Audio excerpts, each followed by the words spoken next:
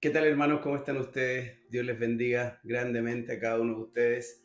Espero que este tiempo de enseñanza sea de mucha bendición y de mucha edificación. No olvides suscribirte a nuestro canal para que de esa manera puedas estar atento a las enseñanzas que vamos a seguir compartiendo. Porque hoy estamos terminando con el cuarto punto de este famoso acróstico llamado TULIP, que es la base de la enseñanza calvinista, enseñanza que bíblicamente no tiene sostenimiento, que son textos sacados fuera de su contexto para armar, ¿no es cierto?, una especie de edificio que si tú sacas uno de ellos se viene abajo completamente.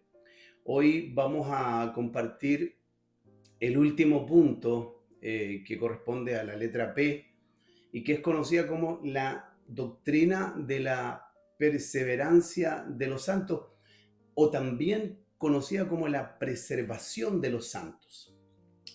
Bueno, esta doctrina enseña que los que son elegidos nunca pueden apartarse de los caminos de Dios, sino que ellos perseverarán, digo, hasta el fin. Esta doctrina pretende ser parecida a lo que nosotros conocemos como la seguridad de la salvación. Sin embargo, no necesariamente es igual. El calvinismo dice de esta doctrina que aquellos a quienes Dios ha regenerado y que ha llamado eficazmente a un estado de gracia, no pueden caer total ni finalmente de dicho estado porque serán preservados por Dios y ciertamente, dicen ellos, perseverarán en aquello hasta el fin y serán eternamente salvos y su perseverancia garantizará que son elegidos.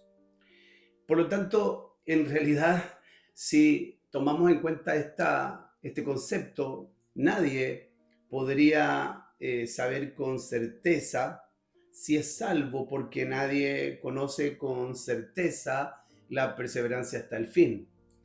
El efecto de esta doctrina es que el calvinista honesto en realidad va a tener muy claro que no puede tener certeza de que realmente es salvo. Según esta doctrina, todas las personas que se han apartado de Dios nunca fueron salvos, o sea, nunca fueron elegidos. Ellos quizá pensaron, dice el calvinismo, que eran elegidos, pero al no perseverar mostraron que en realidad no lo eran. Por esta razón, la única manera en el calvinismo de saber con certeza que uno es elegido es perseverar hasta el fin. Aquí aparece en realidad una clara contradicción.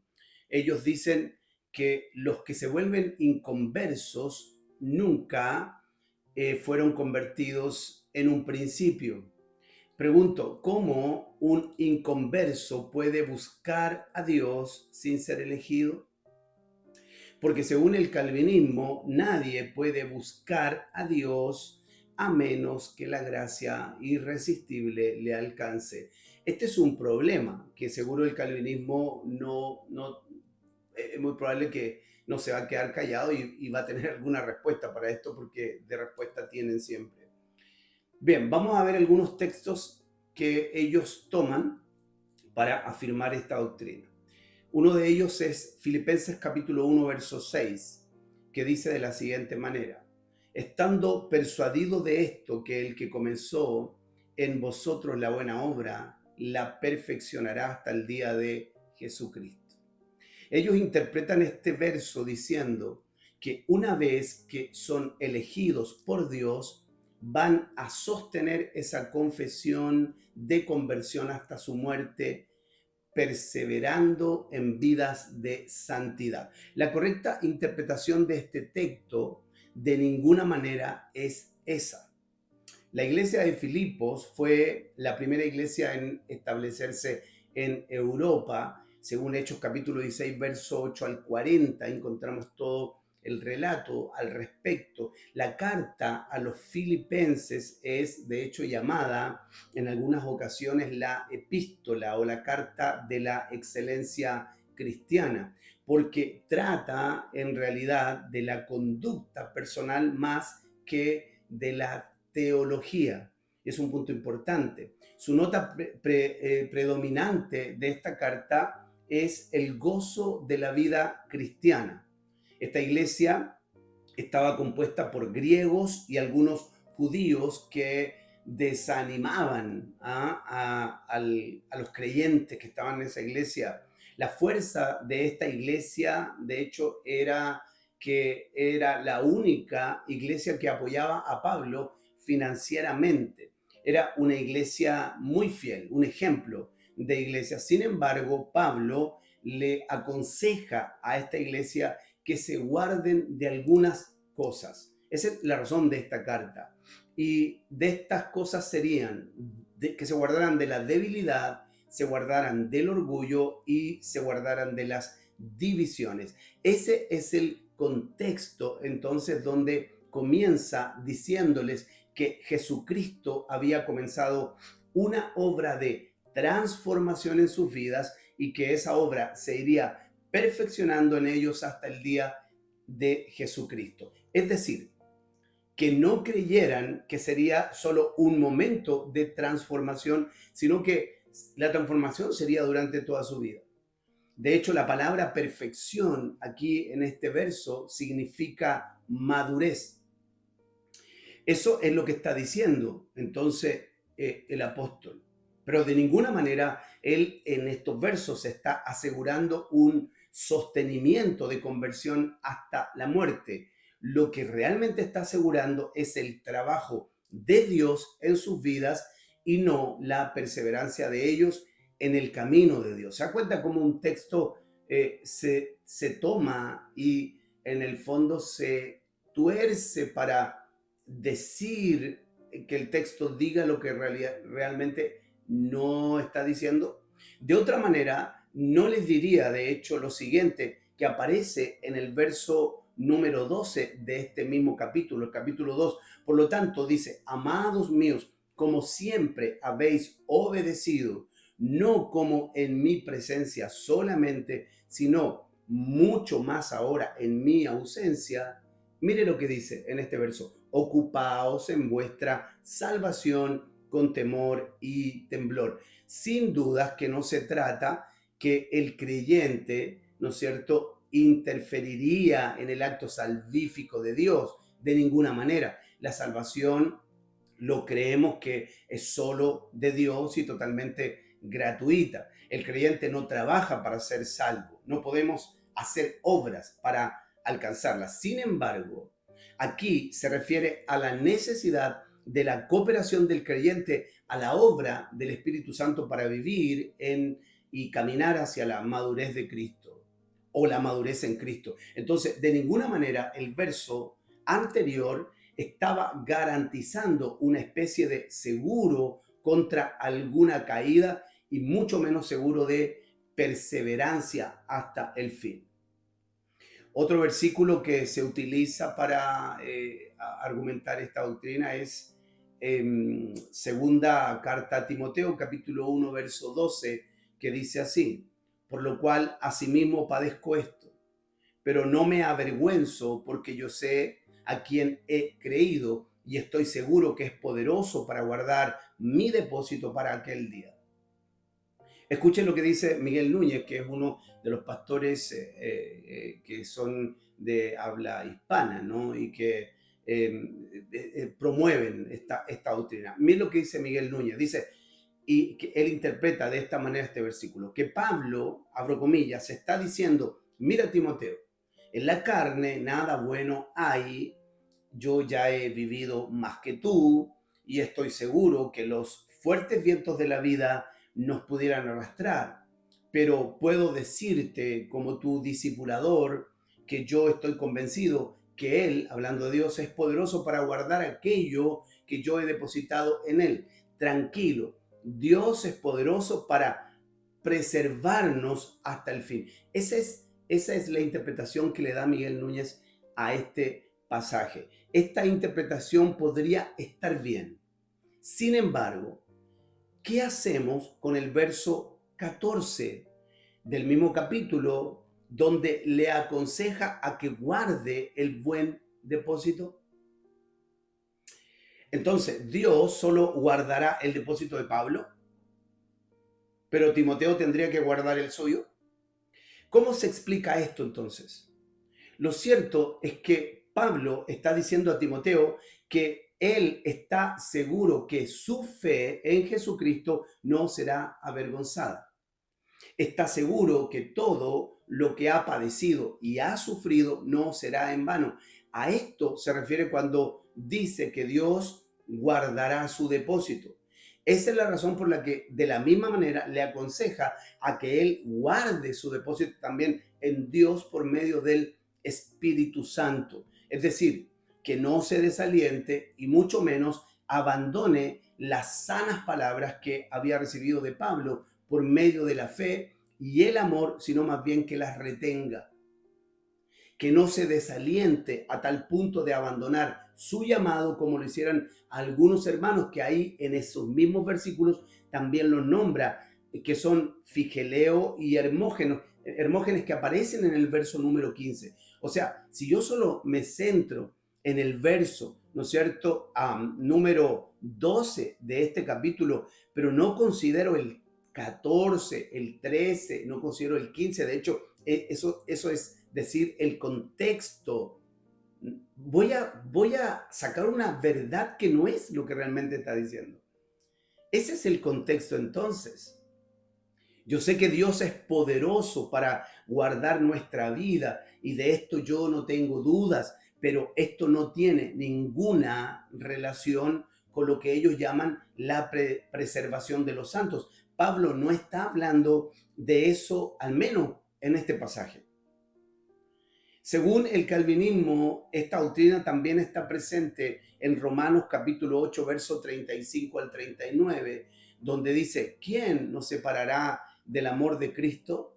Tribulación o angustia o persecución o hambre o desnudez o peligro o espada. Como está escrito, por causa de ti somos muertos todo el tiempo. Somos contados como ovejas de matadero. Antes, en todas estas cosas somos más que vencedores por medio de aquel que nos amó, por lo cual estoy seguro de que ni la muerte, ni la vida, ni ángeles, ni principados, ni potestades, ni lo presente, ni lo porvenir, ni lo alto, ni lo profundo, ni ninguna otra cosa creada nos podrá separar del amor de Dios que es en Cristo Jesús, Señor nuestro. Estas sin duda son verdades maravillosas y yo las creo con todo mi corazón. Sin embargo, los versos no están, nuevamente, no están garantizando el caminar del creyente con Cristo en medio de todas estas cosas, sino que el énfasis es que el amor de Cristo permanecerá en medio del creyente en medio de todas estas cosas. ¿Se da cuenta que es diferente? No está garantizando la perseverancia del creyente en el amor de Cristo, sino que del amor de Cristo en el creyente. Por lo tanto, no puedo tomar estos pasajes para asegurar mi perseverancia en Cristo cuando en realidad está hablando de la perseverancia del amor de Cristo en el creyente. De hecho, el contexto del capítulo 8 es que Pablo nos ofrece una explicación simple del Evangelio y estas son las siguientes. Él nos habla de las buenas nuevas de Dios sobre la vida de su Hijo en la tierra y la existencia de la muerte en la tierra debido a nuestros pecados. Nos habla del sacrificio de Jesús que permitió que se cumpliera la ley y se hiciera justicia por el pecado humano. A los que llegan a la fe en Cristo, dice el apóstol, que se describe a estas como personas que viven de acuerdo con el Espíritu Santo de Dios. dejamos de vivir según la carne, mientras que los no cristianos continúan viviendo según la carne. Los que viven según la carne, dice el texto, son quienes viven la vida anteponiendo el ego antes que todo lo demás. Están en una situación de hostilidad contra Dios y por eso no pueden servirlo y adorarlo. El Espíritu de Dios vive en cada cristiano. Si alguien no tiene el Espíritu, entonces esa persona no es cristiano o cristiana. El Espíritu que Dios nos dio es el mismo Espíritu Santo que levantó a Cristo de entre los muertos, el mismo Espíritu Santo que también nos resucitará después de que estos cuerpos destrozados por el pecado hayan muerto. Este Espíritu de Dios no es un espíritu de esclavitud. Dios no nos salvó para obligarnos a cumplir sus órdenes. En cambio, este espíritu es un espíritu de adopción. Dios nos convierte en sus hijos y en sus hijas. Su espíritu nos hace capaces de clamar a Dios como un niño clama a su padre. Puesto que somos herederos de Dios, compartiremos todas las glorias del reino con Cristo para siempre. También no solo compartimos eso, sino que el sufrimiento de Cristo, incluido, ¿no es cierto?, el sufrimiento diario de vivir en este planeta, el cual está lleno de pecado. Pablo se apresura entonces a decir que no vale la pena comparar nuestro sufrimiento en esta vida con las glorias de la eternidad, pero no dice que este sufrimiento no duela o no sea difícil de tratar en ocasiones. De hecho, Pablo dice que gemimos junto con toda la creación bajo las consecuencias del pecado. Todos estamos esperando ¿no es cierto?, esta redención. La creación espera a que los hijos de Dios no sean revelados y que todo vuelva a ser correcto una vez más. Nosotros, los hijos de Dios, esperamos a que nuestra adopción se complete en la redención de nuestros cuerpos. Cuando eso suceda, podremos estar con nuestro Padre. Y mientras esperamos, también estamos absolutamente seguros de una cosa: Dios siempre estará con nosotros. Dios dispone todas las circunstancias para el bien de los que lo aman. Y después de todo esto es que entonces comienza Pablo con estas preguntas antes compartidas. ¿Quién nos separará de ese amor? Entonces, Pablo está garantizando el amor de Cristo por nosotros en medio de cualquier circunstancia difícil, compleja e imposible. No está hablando de la permanencia nuestra en el camino de Dios. Se da cuenta que una vez más toman un texto, pero si lo tomamos en su contexto, nos vamos a dar cuenta que no está diciendo eso. Vemos otro verso mal interpretado, segunda de Pedro, capítulo 1, verso 10. Por lo cual, hermanos, tanto más procurad hacer firme vuestra vocación y elección, porque haciendo estas cosas no caeréis jamás. Y ahí está el énfasis de ellos: no caeréis jamás. Una vez más, para entender este versículo, debemos considerar su contexto, y este es que Pedro entendía por su propia experiencia, sabía que si se quedaba sin hacer nada, no iba a probar la gloria que es irradiada en el cuerpo de Cristo. Él sabía que había batallas que luchar, enemigos, ¿no es cierto?, a querer enfrentar, y que había una vida, ¿no es cierto?, a la que tenía que aferrarse. Y ahí es donde plantea entonces que su vocación y elección no estaban asegurados, y es por eso que exhorta en el siguiente versículo a procurar hacer firme vuestra vocación y elección. Si no estamos activamente ocupados en la vida cristiana, en hacer firme este llamamiento de parte de Dios, entonces nuestra casa está en peligro. Eso es lo que está diciendo entonces el verso. De ninguna manera está hablando de que esto es una especie de seguro, sino más bien este es un verso que nos está alertando a no descuidarnos y a enfocarnos en lo que realmente importa. La expresión haciendo estas cosas es muy relevante en este verso, porque la pregunta que tenemos que hacernos es haciendo qué cosas eran las que debían hacer. Bueno, el verso 5 del mismo capítulo nos responde la pregunta y es poner toda diligencia y añadir a la fe virtud, conocimiento, dominio propio, paciencia, piedad, afecto fraternal y amor. Si estas cosas abundan, dice el texto, en el creyente, hay más posibilidades de dar fruto, el fruto que Dios espera. Entonces, la expresión no caeréis jamás está subordinada al desarrollo de estos frutos y de ninguna manera a un decreto salvífico de Dios, como dice el calvinismo. De hecho, Pedro en este mismo contexto cita un proverbio haciendo referencia a los que han conocido el camino de la justicia y luego se han apartado del santo mandamiento. En el capítulo 2, versos 21 y 22 dice, el perro vuelve a su vómito y la puerca lavada a revolcarse en el cieno.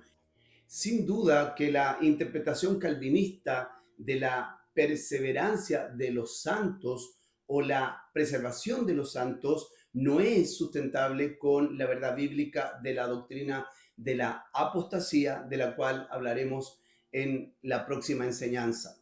Otro versículo es Juan capítulo 10, versos 28 y 29, que dice así, y yo les doy vida eterna y no perecerán jamás, ni nadie las arrebatará de mi mano. Mi Padre que me las dio es mayor que todos y nadie las puede arrebatar de la mano de mi Padre. El calvinismo dice, amparado de estos versículos, que la apostasía es imposible en la vida de alguien que es un verdadero creyente, que la apostasía es real solo en quienes no son de sus ovejas elegidas y que estos versículos hablan de la preservación de los elegidos. Sin embargo, estos versículos no están hablando de eso y mucho menos son prueba de que no existe la apostasía. La realidad es que está mal interpretado y sacado de su contexto para validar su doctrina. Cuando Jesús habla de que nadie arrebatará las ovejas de su mano, está aludiendo al Salmo 95, versos 7 y 8, que dice, porque Él es nuestro Dios, nosotros el pueblo de su prado y ovejas de su mano. Si oyeres hoy su voz, no endurezcáis vuestro corazón como en Meriba. El contexto de este versículo nace en el capítulo 9 con la curación de un hombre ciego, quien luego de haber sido sanado es entrevistado por algunos fariseos quienes no creían que el milagro fuera una realidad, a tal punto que llamaron a los padres del ciego para que certificaran la ceguera de su hijo. Eso lo encuentra en el capítulo 9, verso 18. Al ver que el milagro fue real, ellos de hecho obligan al ciego que le diera la gloria a Dios y rechazare la idea de que Jesús fuera un hombre de Dios. Eso está en el capítulo 9, verso 24. El hombre ciego dice que no sabe si es pecador o no, pero de lo que sí está seguro es que ese hombre le sanó. Ellos insisten en querer saber cómo se produjo el milagro. El hombre les vuelve a contar y desde el verso 31 en adelante del capítulo 9 los motiva a reflexionar respecto al origen divino de nuestro Señor Jesucristo.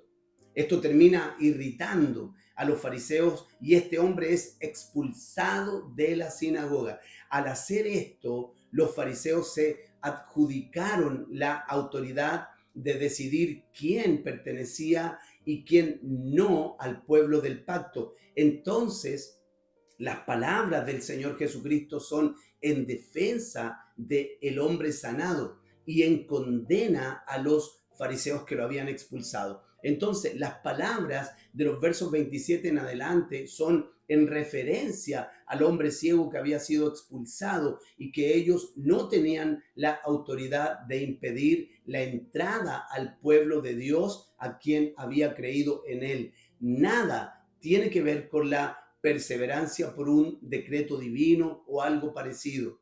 Entonces, la expresión nadie las arrebatará de mi mano quiere decir que si alguien está en Cristo, nadie puede condenarlo. La seguridad de la salvación está en Jesucristo. Es decir, que los fariseos que se consideraban pastores, pero que el Señor les llama ladrones y salteadores, ahí en el capítulo 10, verso 1, no, ellos no podían arrebatarle las ovejas y menos condenarlas, ni mucho menos pretender que ellas les siguieran porque serían considerados como extraños según el capítulo 10, verso 5.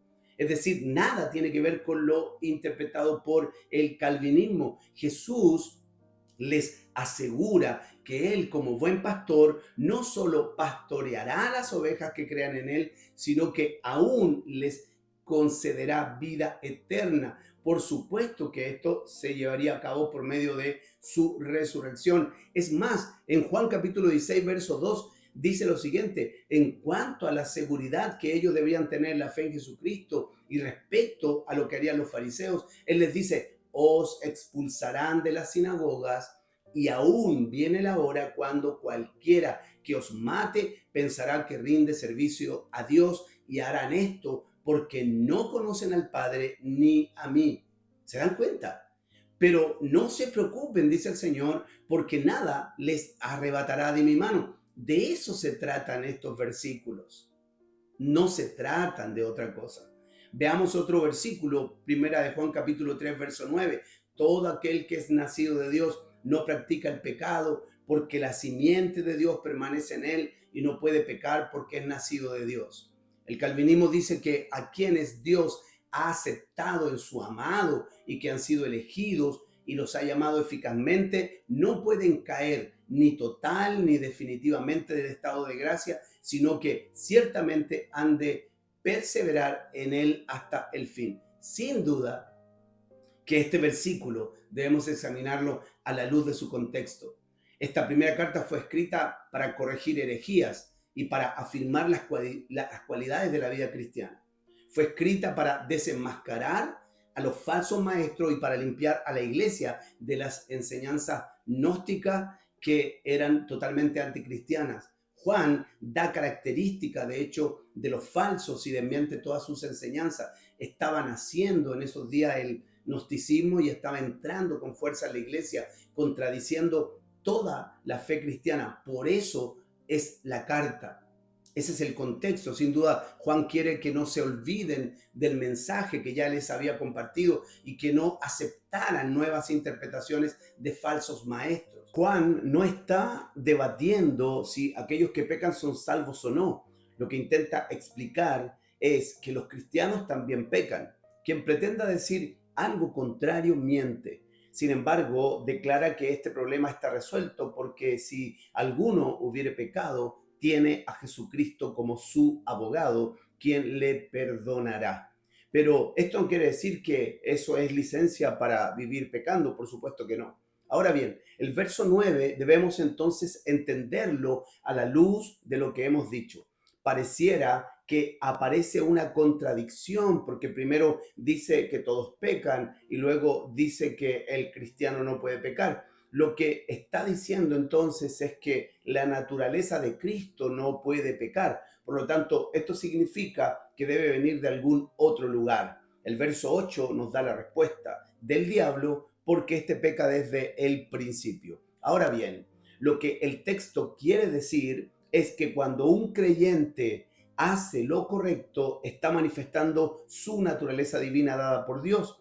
Pero cuando él peca, él manifiesta su naturaleza carnal, que es la que está corrompida e inspirada por Satanás. Juan quiere demostrar a los creyentes desde dónde son influenciados, o de parte de Dios o de parte del diablo. Esa es la razón por la que utiliza la expresión hijos de Dios o hijos del diablo. Por lo mismo que Santiago 1:13 dice: cuando alguno es tentado, no diga que es tentado de parte de Dios, porque Dios no puede ser tentado por el mal y Él no tienta a nadie. Pero de ninguna manera entonces se está hablando de un absoluto al decir no puede pecar, como si obtuviera el cristiano alguna clase de protección, como dice el calvinismo. Por último, vamos a ver uno de los versos que ellos utilizan para argumentar esta doctrina, que es Primera de Pedro capítulo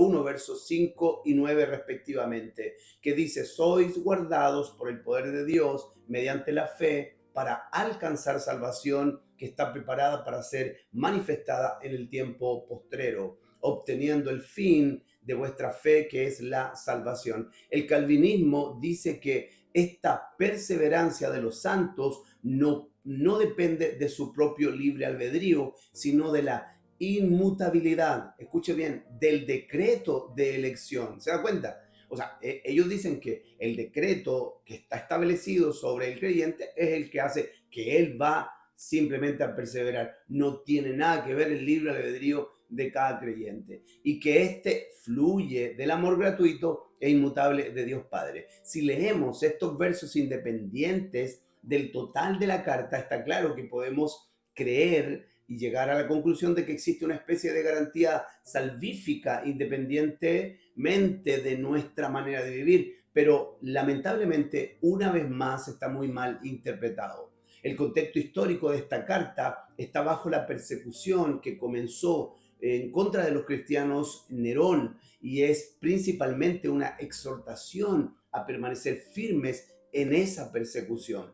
Esa es la intención del verso 5 al decir: sois guardados del poder por el poder de Dios mediante la fe. Es decir, mientras ellos permanezcan en la fe de nuestro Señor Jesucristo, se garantiza el poder de Dios que les guardará. Ahora, la pregunta que vamos a responder: ¿de qué les guardará? Del peligro al cual estaban siendo sometidos. La permanencia en la fe les dará la fortaleza para soportar los padecimientos que vendrían. Así que en ningún caso es una protección aislada de la fe. No es por decreto, como dice el calvinismo. Es más, Pedro les dice en el verso 9 que todos los sufrimientos se transformarán en una prueba de su fe, la cual se verá fortalecida llevándolos al camino de la salvación. Se da cuenta de que al final el fin de nuestra fe es la salvación, y de ninguna manera es una preservación por decreto simplemente por haber sido elegidos. Por último, voy a terminar enumerando algunos errores de la perseverancia de los santos a modo de resumen, o de la preservación de los santos. Número uno: si aceptamos esta doctrina, tendremos que negar la doctrina bíblica que habla de la apostasía.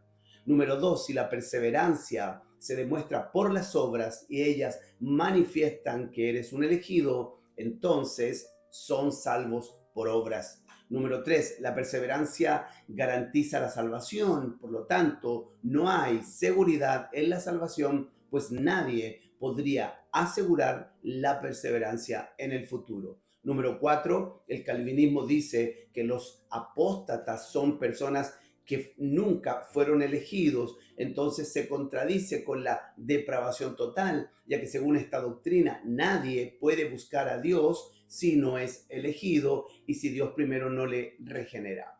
Pregunto: ¿cómo entonces buscó a Dios ese que no era elegido, y cómo se apartó si en realidad él no puede venir a Dios si Dios no le atrae con la gracia irresistible? Número 5, esta doctrina se contradice en sí misma. Dice que Dios te elige contra tu voluntad, que es la predestinación. Sin embargo, en la perseverancia de los santos, la garantía es que eres un elegido, por lo tanto sería asunto de la voluntad del elegido. Ahora, para arreglar este punto, ellos dicen que aquí se da la preservación del elegido. Entonces arreglan el punto diciendo que Dios no permitirá que ningún elegido se aparte una vez más contra su voluntad o la voluntad del elegido, todo porque descansa en la soberanía de Dios. Número 6 y último: la seguridad de la salvación por medio del sacrificio de Cristo en la cruz en esta doctrina no aparece, ya que serán los frutos los que garantizan esa salvación. Si comete algún pecado que según ellos es considerado un pecado de un incrédulo, entonces es muy probable que ese creyente no haya sido elegido. Por lo tanto, a la luz de las escrituras podemos ver que la doctrina calvinista de la perseverancia de los santos, como todos los otros puntos, y el último punto del tulip, no es bíblica y se contrapone con la doctrina bíblica de la apostasía, que será la enseñanza, si Dios lo permite, próxima en este mismo canal. Así que puedes ahí activar la campanita para que te avise cuando subamos un próximo video. Un abrazo y que seas muy bendecido.